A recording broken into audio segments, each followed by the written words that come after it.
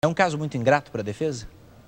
É um caso muito difícil para qualquer advogado. Eu ouvi essa palavra ingrato ontem de 2 advogados criminalistas. Falaram, eu não gostaria de estar na situação de Roberto Podival. Eu digo que o Roberto Podival é um advogado competente, muito experiente, é um colega muito bem visto no meio profissional e está realmente em um caso muito difícil, mas, ao mesmo tempo, aceitou o desafio. É um caso que, é óbvio, a grande chance é de uma condenação, pelas provas técnicas e etc. Mas é um desafio difícil e é um papel que o advogado não pode deixar de exercer. Entendi. Daqui a pouco eu quero saber a sua opinião. Daqui a pouco eu quero saber se o senhor se surpreenderia se Alexandre Nardoni ou Ana Jatobá mudassem de versão agora, durante o interrogatório. Apresentassem um fato novo, confessassem, não sei. Queria saber a sua opinião. Mas antes, deixa eu apresentar aqui para o telespectador o que aconteceu agora há pouco lá no Tribunal do Júri. O Alexandre Nardoni se desentendeu com o promotor Francisco Sembranelli. O promotor perguntou ao Alexandre está usando óculos, né? Óculos de grau. Ele está, durante toda a apresentação das testemunhas, muito compenetrado, acompanhando os depoimentos. Volta e meia ele tira o óculos, faz assim, chama o advogado de defesa, sabe, demonstrando que ele está muito atento e, inclusive, participando do processo de defesa. Durante o depoimento dele, agora há pouco, o interrogatório, o promotor perguntou, faz tempo que o senhor usa óculos de grau? E o Alexandre disse, o senhor não diz que conhece a minha vida por inteiro? O senhor não diz que conhece, sabe tudo que eu já fiz? Devia saber que eu uso óculos a minha vida inteira. Porque se eu não usar óculos, eu fico com os olhos irritados. E aí estremeceu um pouquinho a relação entre eles. E nessa o promotor soltou a frase, o seu choro não tem mais lágrimas. O senhor não chora a morte da sua filha. E nessa o juiz, mais uma vez, entrou e falou, olha, vamos voltar à razoabilidade, não vamos discutir nesse ponto. Quer dizer, isso também vai se estremecer daqui para frente? O promotor chega a ponto de agredir verbalmente o réu, a fim de tirá-lo do sério, a fim de mostrar o que, para ele, promotor, é a pessoa real, é o assassino? É uma frase teatral. Existem essas histórias de júri na advocacia, existem inúmeras. Como eu disse, era o teatro, era exatamente onde os grandes advogados, o Evandro Nise Silva, o Evaristo de Moraes, se fizeram. Tem inúmeras histórias de júri, de provocação, uma delas, por exemplo, de um advogado que teria colocado um arame dentro de um charuto para que a cinza não caísse enquanto acusava o promotor, e aí os jurados só prestavam atenção naquilo. E tem inúmeras histórias. Quando acabava o júri, o advogado jogava a capa em cima do réu para defendê-lo. Mas, como eu disse, essas histórias de júri, elas foram ficando ultrapassadas. Hoje o júri é diferente, mas é comum, sim, essas provocações, inclusive por 2 motivos. Primeiro, porque dessa maneira ele está desqualificando o choro dele. Ok.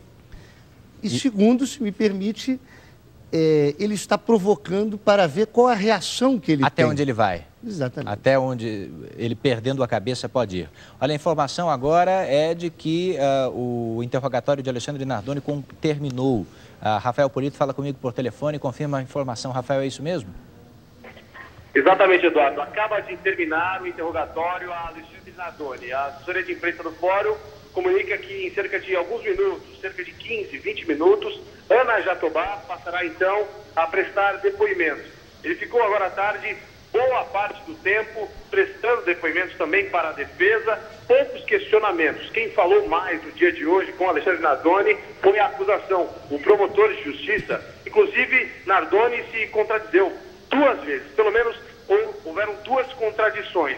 No momento em que ele disse em que não houve arrombamento, e sim, o promotor o questionou, dizendo que no depoimento à polícia, à época, ele havia dito que sim, que a porta estava arrombada. Esse foi a primeira contradição de Alexandre Nardoni, que acabou o depoimento nesse instante. A segunda contradição, Eduardo, de Alexandre Nardoni, foi com relação à cabeça. O promotor questionou, o senhor não colocou a cabeça na fresta da grade, no buraco da grade, para ver se sua filha estava no solo do edifício? Ele disse que não.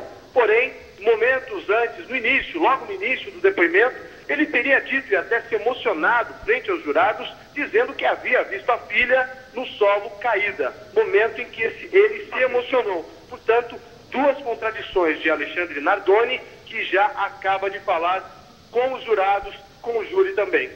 Daqui a pouco, a previsão é que entre 15 e 20 minutos, Ana Jatobá tome lugar e comece a prestar o depoimento no Tribunal de Júri. Eduardo. Obrigado, Rafael Polito, falando conosco direto do Fórum Criminal em que acontece o julgamento aqui em São Paulo. Tenho várias perguntas de telespectadores, tenho vários detalhes desse quarto dia de julgamento para contar para vocês. E nós temos também a participação do Dr. Fernando Fernandes, que nos ajuda a entender esse procedimento aqui ao vivo na Record News. Nós vamos para um rápido intervalo e eu peço que você continue participando. O endereço do nosso e-mail é alvivo@recordnewstv.com.br, alvivo@recordnewstv.com.br. Logo depois do intervalo a gente volta com outras informações e análise do nosso convidado. Até já. Você está na Record News acompanhando este que é um dos dias mais importantes do julgamento, que já era o mais aguardado dos últimos tempos aqui no Brasil, o julgamento do casal Nardoni. O assassinato de uma criança de 5 anos e a expectativa de se fazer justiça sabendo se pai e madrasta são os culpados pelo assassinato ou se não, eles não são os culpados e por isso serão absolvidos. Um júri técnico, doutor Fernando Fernandes, um jurado ético, ele se responsabiliza em, na dúvida, absolver. O senhor acha que há componentes completos para formar convicção de certeza desses jurados?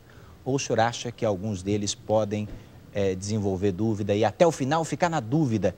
E nesse caso farão o quê? Se eles não podem dizer, não sei. Se a defesa conseguir, na fase dos debates, que é a fase que ela vai explorar as provas, porque até agora houve só exposição das provas, né? Com perguntas a fim de que elas fossem expostas em ângulos de vista diferentes, do Ministério Público, da defesa, do juiz e dos jurados.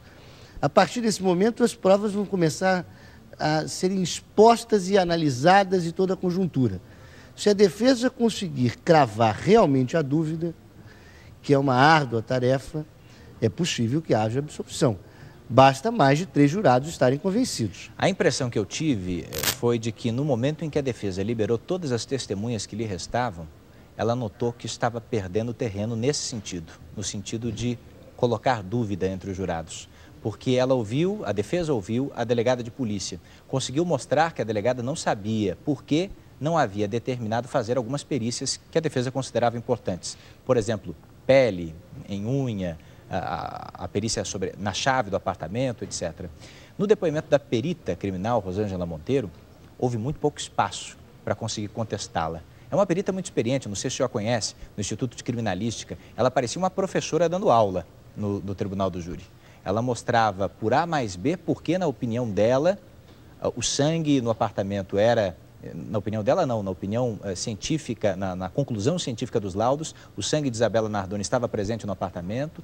Como se deu a dinâmica do crime, aí sim, pela interpretação dela, e porque ela tinha 100% de certeza de que Alexandre Nardoni havia atirado a filha da janela. Mas quando chegou a vez das testemunhas de defesa, um jornalista, que de resto, inclusive, quebrou metade da maquete apresentada pelo promotor de justiça, e um policial, a defesa parecia visivelmente irritada. Fazia perguntas e não obtinha as respostas que, me pareceu, estava pronta para receber. E nessa, o advogado de defesa falou: meritíssimo, eu encerro aqui com a minha testemunha e abro mão das demais testemunhas. Gostaria de ir ao interrogatório dos réus. O senhor tem a impressão de que quando a defesa perde terreno ou sente que perde terreno, ela deve se lançar do plano B? Quer dizer, tem que ter um plano B na manga? É difícil fazer uma análise de quais foram as opções do advogado, mas, de fato, é o seguinte: ele dispensou as testemunhas, primeiro porque elas não eram tão relevantes para a defesa. E por que foram arroladas?